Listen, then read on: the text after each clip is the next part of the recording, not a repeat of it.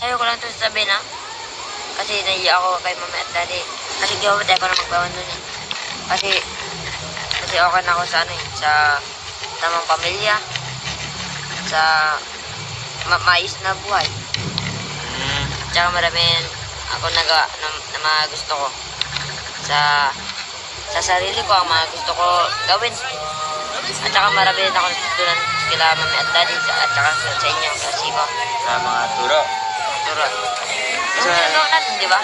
Basta tanda mo lang, dapat talagang maging totoo ka sa mga nasa paligid sa'yo at maging masaya ka lang palagi. Kung ayaw mo yung isang bagay na yun, sabihin mo kasi ayaw rin namin na napipilitin ka lang na sa ayaw mo. Buti na lang kay Papa, din ka palagi sa tabi ko. At saka lagi mo ako tinutulungan kung mga problema ko. Kundi nga dahil kay Papa, di ko na isumbay ko. Ganun naman kasi talaga, Ming. Kung ano natutunan ko kay mami, daddy, siyempre, sa mga mas bata sa akin, pinapasa ko na yung mga kaalaman ko sa kanila. Kumbaga, ipasa.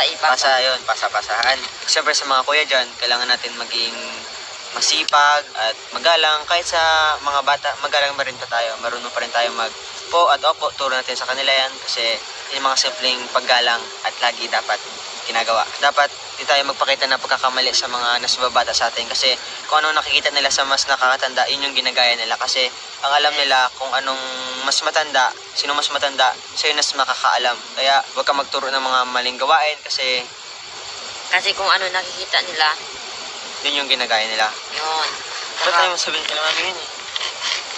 Nahiya ako eh. Huwag ka mayamin kasi sinabi mo kay mami pati daddy. Matataas sila kasi na appreciate mo pala yung mga pagmamahal ng mami sa'yo, daddy.